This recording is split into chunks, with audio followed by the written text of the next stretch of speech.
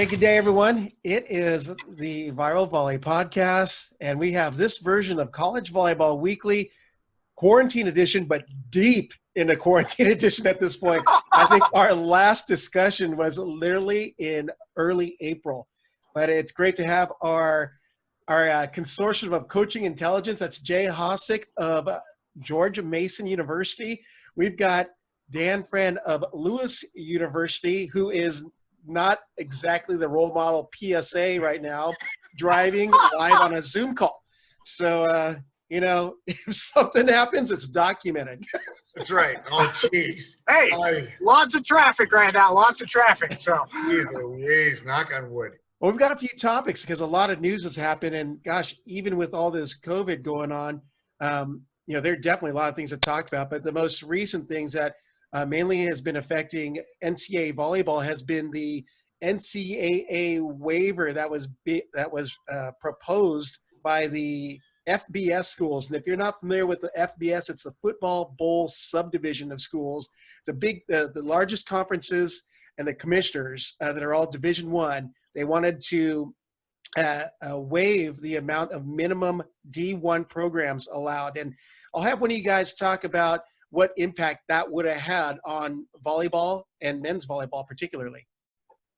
Go ahead, Jack.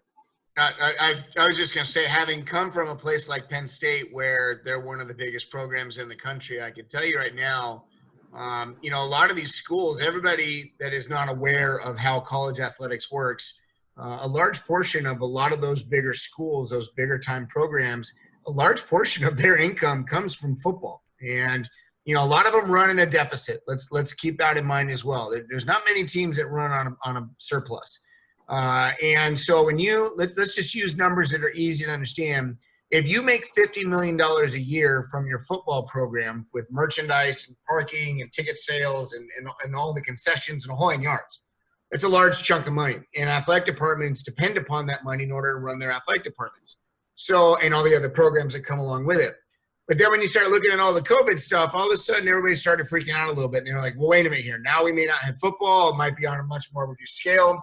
And now all of a sudden you look at the $50 million that they were going to raise, and then you had to maybe subsidize another $5, $10 million, depending upon your program scope, to be able to cover the ends and make them meet. Now when you look at maybe only making $25 million or maybe only $20 million, now you got to fundraise $40 million plus. That's a lot of money to raise. That's a large nut. And so a lot of schools, and not necessarily the bigger ones, it was the smaller ones. It was the mid-majors that were really going to take a hit. They were saying we need to drop below 16 for a short amount of time, for a couple of years, a few years, if you will, so that they could kind of recoup their losses and then bring those programs back. Well, once you get rid of something, it's really tough to bring it back, especially when things kind of go by the wayside, your memory kind of fades a little bit, and you're like, oh, well, we haven't had, tennis for so long. Yeah, we kind of like the money we have now. Let's see if we can make the other programs better. And so a lot of programs are really in a lurch. They were very scared about the future of their programs. And some schools did drop some programs. It's really sad. However, those athletic departments, those directors were all of a sudden making the push to the NCAA, hey, let us drop down below 16, the required number to remain Division I. Thankfully, the NCAA said, no, we're not going to let you do that. You've got to find other ways to make income. You've got to find other ways to raise money. Kudos to the NCAA for stepping up and saying no, because that could have easily been a slippery slope. And it didn't guarantee that programs weren't getting cut. There are some that did, unfortunately. But at least the NCAA stopped the majority of them from dropping way below and not possibly bringing those programs back in the future. The other part with that is there was a lot of advocacy on behalf of the Olympic sports. You had the AVCA, you had Swimming's Coaches Coalition, you had Lacrosse's Coaches Coalition, Wrestling's Coaches, all these associations kind of got together and did these signature petitions, and the big names for each of these, like John Sproul for us, and all these big names got out there and talked as well. And I think those voices kind of really helped towards the NCAA and helping them see clarity, hopefully, in terms of making that decision. The other thing not to forget about is, all these mid-majors lost the basketball money. So you lost all that basketball money from the NCAA tournament. So they were scrambling. But the interesting thing is you continue to see time go forward right now is that these mid-majors are now going, wait, I don't want to cut sports because we can tuition drive a little bit. So even though most D1s aren't tuition driven with their numbers, they can be a little bit. If I'm bringing in 4.5 scholarships on men's volleyball and I got 20 kids, I'm making money on that sport. Why would I cut that sport? And so I think you're seeing some mixed things with that about, hey, if it's not a sport that is crushing me scholarship-wise, I can make some money with that and kind of offset some costs a little bit. So it's interesting as this move forward. Now, if we don't have football in the fall, then we're all having a different conversation with a lot of these mid-majors, and that's a wholly different thing. But I think they'll find a way to get it off the ground. So, well, it's interesting about how all that unfolded. You know, I actually had gotten a message from John Espero of UCLA and the USA men's national team and asking, like, can we get this out there? And I noticed that on the volleyball end, there wasn't a whole lot being put out there. So I said, well, this was a Friday night. I was able to coordinate a call with Espero and Kathy DeBoer, who did video statements on how this was going to impact everything. And, you know, thank goodness we were able to rally 100,000 signatures on the SaveCollegeSports.com website. And, you know, it went up in front of the Division I Council, and they denied that request. And so everyone was tweeting out, hey, we're successful. We got this. I got a call at 11 o'clock that night. So I was like, it's still not done yet. We still have to put it in front of the Council of the Presidents, which is meeting the following Wednesday. So he's like, we still have to put the pressure on. And everyone had took a sigh of relief saying, oh, we're done with it. So, but thank goodness that President's Council affirmed the decision by the NCAA Division I Council. So we've bought some time. So, you know, kudos to all the people that stepped up, signed the petition, and put pressure on all their administrations. Yep. You know, one of the I definitely got to give props to the council chairwoman, Grace Calhoun, because she's the athletic director at UPenn, or Pennsylvania. She's quoted as saying, "We will prioritize student athletes' well-being and opportunities, balanced with reducing costs associated with administering college sports. But a blanket waiver of sports sponsorship requirements is not in keeping with our values and will not be considered." So she took a strong stance, which, I mean, great for athletic programs that could have been affected. Well, and she's from an Ivy League program, and you look at some Ivy League schools, Harvard, Princeton, they've got 30 some odd plus athletic teams in their campuses. That's huge. And a lot of those programs are really not well funded and really are small in scope. And could have easily fallen by the wayside should an athletic director be looking for a way to make a couple of bucks here and there to save. So kudos to her. That's awesome. Any parting thoughts you want to add in there, Dan, before we jump to our next topic? No, I think we got more things that are going to come up. I'm just saying this. I think as this unfolds with the NCAA and schools and all that stuff, I think you're going to see some interesting things come down the pipeline over the next 2 months. I just think we're in the middle of it, and it's still going to keep going. So, well, at least from a more geographical standpoint where I'm at, or a geocentrical standpoint, you know, my sense is we'll be lucky to have athletes on campus come September 1 of this year. I don't know what it's like in your areas, you in Fairfax, Jay, and Dan in Chicago, but it's not looking very optimistic here on my end. I'll speak from ours. We are inviting our athletes back on campus in the fall. I'm not speaking on behalf of George Mason, but I can tell you they are essential students, so to speak. The athletes are of all sports. And I think it's going to be at a minimal occupancy. I don't think it's going to be a full occupancy on campus. I think they're allowing a lot of the classes that were offered in the spring that were online. I think they're going to offer a large selection of those as well. But I think the athletes are going to be invited back along with the essential students, maybe international students that don't have the ability to be, you know, around the world and taking classes. And so I think there's going to be about 30 or 40% occupancy on campus.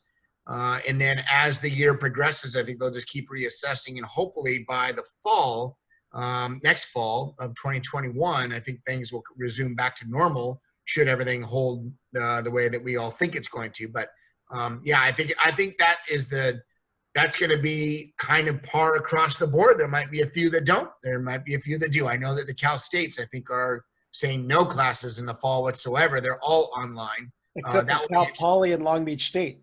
Andy, Really? the athletic director, I questioned a tweet that he sent out, and he responded right away. He's like, Wow. We are going to have students here in the fall. So Long Beach State will have students and athletes, but Northridge will not. Right. Wow. Interesting. Last I had read, I mean, correct us if we're all wrong, but I think Cal Poly was another one, because obviously I've been getting more into the beach scene, and they're going to be getting their people back on campus as well. And this was all just coming across articles I'd seen but not verifying. Interesting. How are you, Dan? Yeah, I think with Lewis, they're trying to have students on campus. I think a lot of small schools like us, those kids on campus are important. That's the plan right now, is the ability to have kids, and they're going to put a lot of things in place, COVID rules and, sanitizing stations and all the things, and all to protect the kids and the student athletes and all that stuff. But everything I'm hearing from all the GLVC schools and the NEVA schools, that they're trying to look to have kids on campus in the fall. Now that could shift or change over the next month or two, but I think every state outside of California has that vision, I think, to a point. You know what I mean? I think California had a little bit different plan, and I think that you're already seeing that shift a little bit in California. And so it'll be interesting to see where we're at in August. But my wife, they're still planning on coming back August 16th with their athletes and, starting their season. So. Now, just for our listeners and viewers that don't know what your wife does, what does she do, Dan? She keeps Dan in line. Are you paying the toll road on the expressway there? I'm just cruising along, man. I'm great. So, what does your wife do, Dan? Is she a coach as well? My wife is a women's volleyball coach at Lewis. There you go. I just had to get that out there. So, hardcore nepotism at Lewis. No. Oh, gosh. You guys both do great work out there, though. Hey, let's jump to our next topic, though. Another big piece of news is volleyballmag.com, the original host of College Volleyball Weekly after the Net Live retired, was reacquired by the co-editors, Lee Feinswog and Ed Chan. Any of you wanted to jump in on any thoughts that you have on the reacquisition? Go ahead, Dan, if you want. I love Chan and Lee, so I think it's great. Those guys have been great. They picked up Volleyball Magazine a few years, and we're running the publication stuff and everything. I thought it was awesome, and so certainly don't have anything negative towards B1440, but I think BB Magazine's in a great spot. So. Yeah, Feinswog and Chan have both taken the mantle and ran with it a little bit, and I think having people that have a vested interest in it for the right reasons, I think that's always a good thing. So congratulations to Ed and Lee for getting it back under your umbrella. And, I look forward to more great things from them coming up in the years to come. Yeah, I was excited that, that it was going to remain back in their hands, because there's a possibility that it could have gone other ways under the P1440, leadership, whatever they're deciding to do in the future. But they, both Lee and Ed, have a very, very high level of passion for the sport. Unfortunately, there's only two of them. So the fact that they've got some guys stationed in different areas of the United States, they're able to get at least some of the coverage there. But they're trying their darndest to keep volleyball in the public eye, which is wonderful. And that's not only the collegiate beach, but men's, women's indoor. You have juniors, high school, international, FIVB, and this is all between two guys.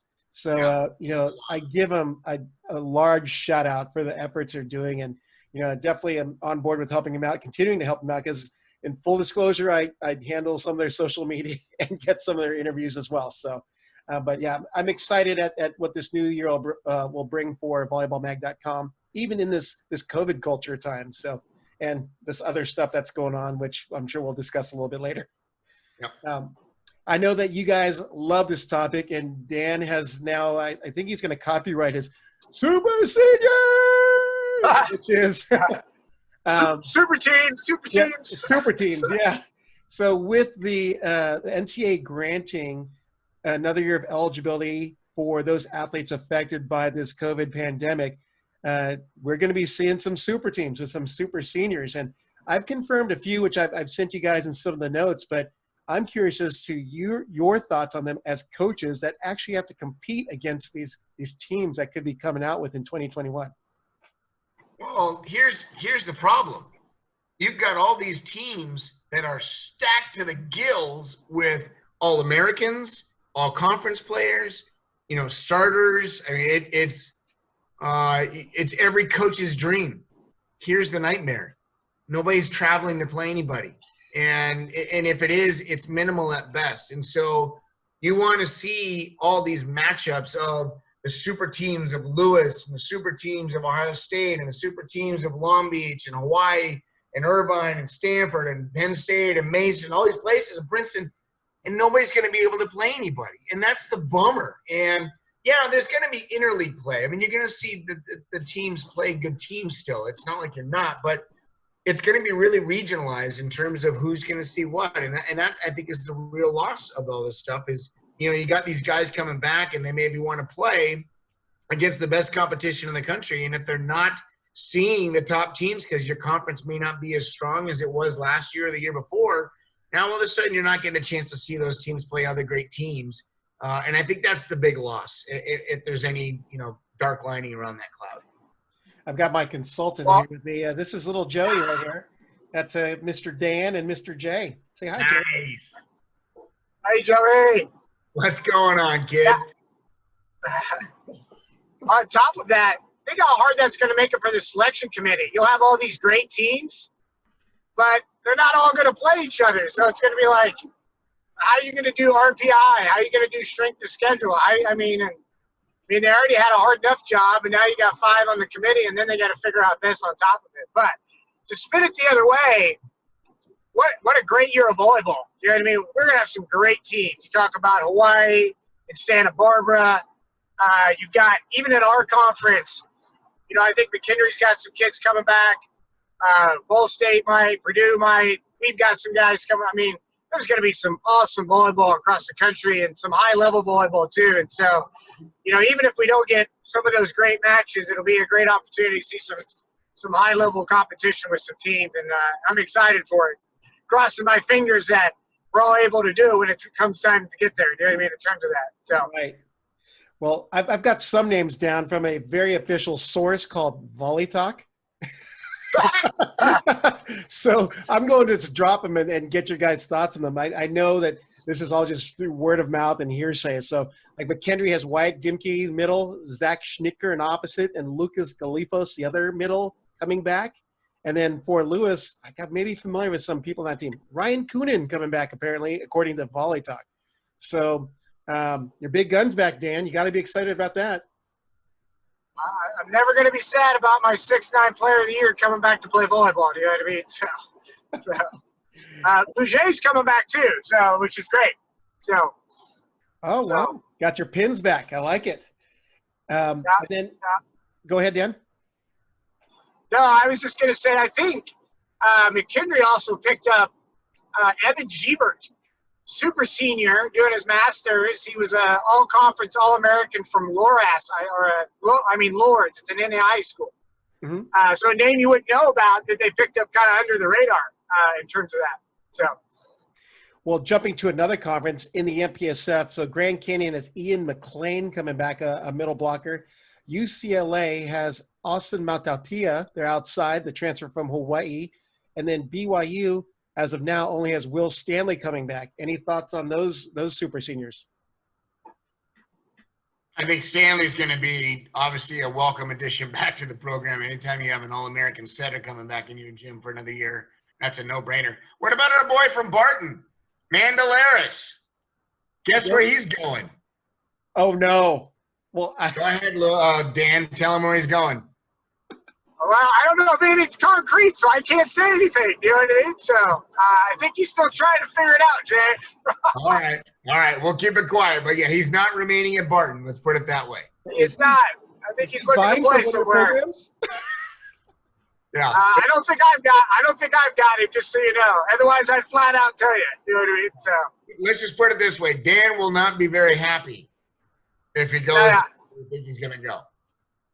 Oh, okay. So, hey, don't forget about Santa Barbara. I'm going to shift gears. We're going westward. Don't believe me. Now, we've covered the other conferences, but now we go to the Big West, and this is where I think the biggest impact is going to be. You have UC Santa Barbara's 4 top guns coming back, and Casey McGarry, their setter, Keenan Sanders in middle, Rory McFarland outside, and Randy DeWeese all coming back. The only problem they're going to have, the question mark, is their libero. I don't know if he's coming back yet. Grady Ewald. Yeah. And then there's still Brandon Hopper and Spencer Frederick. They're backup opposite. So Santa Barbara is going to have, I think, last time I checked, 43 guys in their gym because they have a large class coming in this year. They graduated a large number of guys, and now a large number of those guys are coming back, and he's already got a large roster. So Rick's going to have a real fun time in that gym next year. You want to talk about dogfights, that place is going to be hectic. And then Hawaii making the big announcement. Colton Cowell, the outside, Rado Parapunov, James Anastasiades, and big middle Patrick Gasman all coming back. That's a dangerous team. And kudos to Pat Gasman. I know there's been a little bit of a story going around about him going out about the island and helping out the people in need.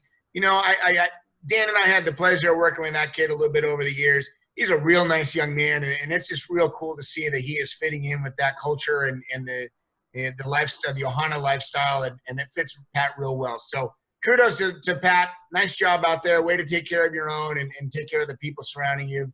That's a neat thing you're doing. Anything to add on the Big West Super Seniors, Dan, since I know you like saying Super Seniors? Oh, I'm so sad I don't get to play Santa Barbara. Unfortunately, that regional thing, they were one of our games that were coming out to us, and we're not going to get to play them. So I was excited about that match for sure. I do think we still get Long Beach. They're coming out to our place, and we're actually still headed to Hawaii, which should be a great match in terms of that. Just so a couple big matches there. But like I said, you're going to see some great volleyball. Santa Barbara and Hawaii for sure, and Long Beach will be good. And UC San Diego. I mean, those guys, is their setter coming back? You know, I tried to squeeze that information from an inside source, and I got no love. So I'm going to keep working it, though. I heard he was. I heard he's coming back. So if he's coming back and Kevin's coming back and those guys, they're going to be good too. Do you know what I mean? So. Yep. Sure. What about your Irvine boys? What about the big middle? Is he coming back? He is back. He got accepted into a master's program. So Scott Static, the, I guess, leading blocker in the nation this last year, leading in solo blocks as well, is coming back. And that's the only one that's confirmed. Not so sure about the rest of the guys, but I don't think they saw significant playing time anyways. So I think with more experience on their redshirt freshman, Joel Schneidmiller, and then the, gosh, I forgot the other kid's name, Akil Tangatur, you know, I'm liking how Irvine's going to look, but unfortunately we're in the Big West with the super loaded, super senior, super teams. So super. think about the year after. All these guys are going to graduate. You know what I mean? So, and what it'll look like then. I mean, we'll have this great year next year, and I'm curious to see what happens the year after that. Does it drop, or does it all these kids behind them make it even better? You know what I mean in terms of that? So I don't know. It'll be interesting. Dan, that's just like the most perfect segue into the next segment we're going to talk about, the 2020 top recruiting classes that came out on volleyballmag.com. And I'm going to read off the top 10 and the honorable mentions, but we're going to discuss who are the winners, the losers, and who stays the same after I list them out. So number 1, Long Beach State. Number 2, UCLA. 3, UC Santa Barbara. 4, UC Irvine. 5, Loyola. 6, Princeton. 7, Pepperdine. 8, Ohio State. 9, Hawaii. 10 was a tie, BYU and Lewis, and the honorable mentions, USC, George Mason, Stanford, Grand Canyon, and Penn State. All right. What do you guys think about this, the top 20 recruiting classes and where the programs stand? So I'm going to highlight a couple of players coming into each program just because I think those are the kids that are going to make some impacts. I think Clark Godbold, the outside hitter going to Long Beach State, is obviously one of the top, if not the top player in the country going there. And the German, Simon Torway, 6'10", right side from Germany. The kid is a beast. Long Beach is going to be stacked for the next few years. Ethan Champlin going to UCLA and Miles Partain are probably the two jewels in that class. Ethan's a smaller outside hitter. They got him listed at 6'3", but I think he's more about 6'1", 6'2" maybe, but can play the game all the way around. And if he doesn't pan out on the outside, he could be a libero for them in the future. He's that good of a ball control guy. And Miles Partain is just an all-around good player. Santa Barbara, again, one of the biggest classes in the country. You got a few guys in there I think are going to make an impact. Reese Barnett, Kevin Barnett's younger son, the opposite going there. He's a 6'5" lefty. Kid's got a whip of an arm. They have a small outside hitter named Sam Collins going there. He's about 6 foot at best, but man, can he play the game all the way around. A lot like Taylor Crabb back in the day. They got a couple of middles, Dane Johnson and Reese Frank, that I think are going to be some kids to watch for the future. We go to Irvine, the one kid, Francesco Sani from the East Coast out here in our backyard. The kid is legit going to be a starter in his first year. 6'8", live arm, jumps well, super fiery competitor, and an incredibly good student. The kid is a great young man. We go to Loyola. I'm not going to talk about anybody in particular, but they've got 12 guys coming in. 12 guys. How are you going to contain that? It's unreal. They've got a ginormous class. It'll be interesting to see where they pan out. Princeton has got Ben Harrington, an outside hitter from Illinois, who's legitimately one of the best young guys coming up. And they got a setter coming in, the Henry Redbush, who's probably going to take over the reins starting next year. He's that good and will be a kid that will be a pain in my neck for the next 4 years. Pepperdine, Joe DeLuzio, 6'6" outside hitter from Florida. The kid's legit. And Bryce Dvorak, son of young Dusty Dvorak from way back in the day, the Olympic team, if you remember his name. That's going to be a fun team to watch. Ohio State picks up a kid named Jacob Pastor, outside hitter, can also play opposite, 6'4", jumps a ton, and has got a super live arm. And they got a setter named Noah Platfoot, who's going to be really good when he comes in. He's going to push the guy that just started last year as a true freshman. It's going to be interesting to see that battle. Hawaii, Austin Buchanan, 6'8" setter. His mom is the coach for University of Idaho's women's program. Interesting jump going from Idaho all the way out there to Hawaii. That's going to be fun to watch. Brigham Young, their setter, Zayo Meyer, is going to be legit. He's a kid from Illinois. I know Dan knows who that kid is. He's a legit setter who might have started next year, but except Stanley's coming back. And then you look at Lewis. I won't talk too much, but you got Connor Keaton and Keaton Long coming in. Those are two really, really solid kids that I know a lot of coaches were hot and heavy after, and they decided to make the journey over to Romeoville. You look at USC. I don't know anybody on them. George Mason, we picked up a young man named Omar Hoyos, 6'7", outside hitter from Puerto Rico. He actually lives in Florida. He's on the Puerto Rico Nash team. And Penn State picked up a setter from SCBA, a smaller guy, 6 foot maybe, but he's got really good hands. There are going to be some good players going all around the country for sure. But that's who I've got as the top players going into each one of those programs. Quite a breakdown, Jay. Dan, I mean, what you got to compare with that there? I have nothing to compare to what Jay just did, other than the fact that he did a great job, and I agree with pretty much 99% of that right there. The thing I'll have you take a different spin on this. So you got this ranking of top, 10 teams, honorable mention teams at the recruiting class, and it piggybacks off of, ultimately the Fab 50 and the All-American high school kids. And it's always interesting to look at which kids become performers in college and which kids were under the radar, like this kid never made a Fab 50. You know what I mean, in terms of that. And so, and it's always, Jay highlighted all these kids, and it'd be interesting to come back after a year or two and go, okay, these are these kids Jay highlighted that were supposed to be good.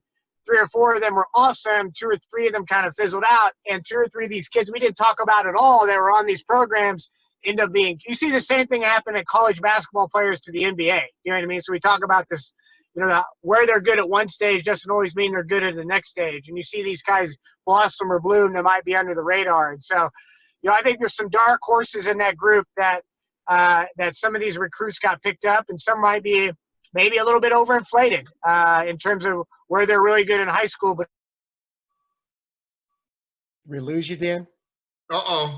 He hit a flat spot. Well, until he comes back, I can continue what he's saying, because he's absolutely right.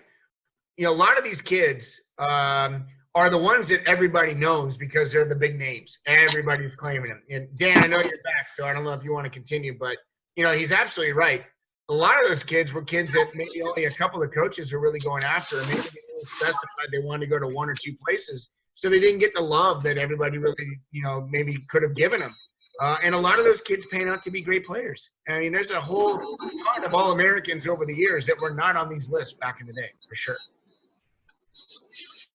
Good stuff. Yeah. Hey, you guys got me back. Can you hear me? Yep. Yep. You didn't get pulled over or anything, did you, Dan? No, I'm home now. We're great. Oh. Uh-oh. I think Baby Ray unplugged the Wi-Fi network on Coach Friend over there. Oh, that's awesome. All right, what's next, Rob? What do we got till he comes back? Well, he's back. We've got Dan live. You may want to finish that thought out, Dan. You went dark on us there. No, I'm safe in my driveway, endangering no one, myself, or anybody on the road anymore. You know what I mean? So. Well, any closing thoughts on the top recruiting class of 2020 for both of you? Dan?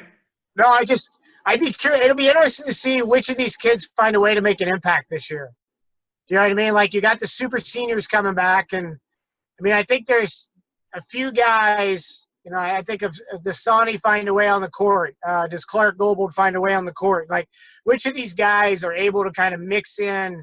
We got a couple of incoming guys. Maybe one of those guys mixes in and makes an impact with this super senior group. And so. Oh, there we go again. So here's what another thing I think that Dan's talking about. You've got these highly touted seniors coming off their last year supposedly of club in high school and going into college. That jump for a lot of them is like being a 15 or 16-year-old playing against your 18-year-old club team. And, a lot of kids come in thinking they're going to be the guy. Maybe they were the guy in club, maybe they were the guy in high school. And all of a sudden they get to college and they walk into the gym for their first day and they're like, wait a minute, I used to be really good at this game. And now all of a sudden I'm struggling to get a ball past the block. I'm struggling to get a serve that can BB off somebody's arms. I'm struggling to pass a serve that's coming at me at 15 miles an hour faster than I'm used to seeing, because you can't recreate that in those high school gyms or the club gyms. And as much as they want to think that they're at that level immediately, very few are. There are some that walk in and they're really good right away. They're just amazing. Micah Ma'a comes to mind, Micah Christensen. But there's a lot of them that take a year or two. And those are some of the bigger names. A lot of those guys took a year or two to get to the speed and power of the game that's played at Division I. And that's okay. That's how it's supposed to be. That means you're running your program the right way, and that means you're recruiting the right players and training the right players and bringing in the right kids underneath them behind to be able to make the program work. So, it'll be interesting to see which one of those guys starts next year, especially with the super seniors in front of them in their position. That's going to be where the real rubber meets the road. Is Simon Torby going to take over the right side? Who knows? Well, I'll tell you one thing. If that's the case, Torway at the right side, that means Simone Anderson gets to go back to the middle. That makes Long Beach deadly. Yeah, real bad problem for Long Beach State, too. I feel for them. Hey, one of the final topics of the night is, we actually mentioned it a little bit earlier, but Pat Gasman of University of Hawaii, not only coming back for another season, but doing some incredible good in the islands. Now, Jay had already mentioned that he was delivering food to COVID-affected families on the island of Oahu. But on top of that, he also was assisting with high school graduation, handing leis to high school seniors that are graduating from Papakoleo High School, I believe is the name. And I'm glad you said that. But yeah, so he was around for their graduation drive-by event and was putting leis, with his PPE on or personal protective equipment, and putting leis on all the high school seniors. So, great stuff. And if I put the link up for you guys to see, but I'll post it on social. But it's such a great piece on Pat Gasman. And honestly, I didn't know him personally, but you both had worked with him. Can you talk a little bit about him as a person? Obviously, he's like a baller, and you can definitely talk about that, but he just seems like a great high-character individual. Well, I think Jay already touched base a little bit, but yeah, he is a high-character kid, really embodies the Alana spirit in terms of what Hawaii wants with their kids and all that stuff. And so it's fantastic to see and a good story to have and be able to talk about amidst all the things that we're kind of in right now in terms of that. And he's really doing some great things. So, proud that he's a men's volleyball player and in the family of that. And so it's really neat to see. Yeah, I think one of the neat things about each program is each program has its own personality, right? It attracts people of a certain breed or certain ilk. And when you look at Hawaii, a lot of those players are not from the island. They're from either the mainland or from overseas in a European country. And when they get there, the Ohana lifestyle, the feeling, the spirit of aloha, the aunties and the uncles and all the people that are associated with UH Manoa and all the people that just on the island in general, it's a really big family. And, Pat feels like he's a part of that, and for right reasons. That's a really neat culture to be a part of. And I got to give kudos to him. I got to give kudos to his teammates. I know a couple of them joined him as well, and maybe didn't get the fanfare. But, I've worked with a number of people that played for UH over the years. I've worked with some people that coached there, and every single one of them said, regardless of the outcome, they loved their time and their experience there because it was just a giant family. And the island really took care of them and made them feel like one of their own. And that's a pretty neat position to be in. So I think it was only a natural segue for Pat to feel like he needed to help out and step out. So good for him. What's really cool about that piece is it was done by KITV4 or K Island TV. He's a Na Mea Pono Award nominee, which my guess is it's some kind of community service award. So I'm glad you said that one too, by the way. Thank you. I get to keep my announcing job, assuming that we get events back at one point. Thanks. But yeah, so I believe it's a community service award, and it's so impressive that a guy that's 6'10" has even bigger heart. So kudos to Patrick Gasman of University of Hawaii. The final piece that I wanted to touch on was the AVCA gave away its media awards, and I want to shout out to Scott Flanders of UC San Diego, who got the SID award. I mean, obviously, UC San Diego had a record-breaking year, and it was so fun to watch them do what they were doing to people. Did you guys see them? I don't think you guys played them this year, did you? We did. You did. We did. Did you get the better end of them? Because they got the better end of my team. We did get the better end of them at their place, yes. After we got the better end of your team. So just to... Thank you for that reminder. No problem. I'd throw that out there. So, and then also, and I want to say this with the deepest and sincerest thanks to both you, Dan, and you, Jay. I was awarded the Grant Berger Social Media Award through the AVCA. I found out today. So, and I couldn't have done that without your support, your knowledge, your experience, expertise, but most importantly, your guys' humor. Because you guys gave me a lot of great outtake content, which could haunt you in the future. Is it already? Oh, I think we'll be all right. So, congrats. It goes to the right people, Robin. You deserve that award. I'm super bud. That's awesome, Rob. Congratulations. Very well deserved. You've been doing a great job of driving men's volleyball this year, and we need you to continue to do that. It's super important. So, well, it helps to have such great, knowledgeable staff with great personalities like you guys. And, I, like you guys, love the game, but I have a particular endearing for men's Division I volleyball. So, going to try my best. I'm still waiting to see if Reed Pretty is going to reboot the Net Live in the second half, he calls it. But willing to just keep you guys in the spotlight because I really appreciate what you guys are doing to your programs and elevating the play to the levels that you have been. Because even I get to receive it sometimes. Every once in a while, we'll get a win too. So I get to enjoy that part. So, but hey, that does it for this episode of College Volleyball Weekly on the Viral Volley podcast. That's Jay Hosack of George Mason and Dan Friend of Lewis University. Yep, they're still doing the plugs. No recruiting violations, by the way.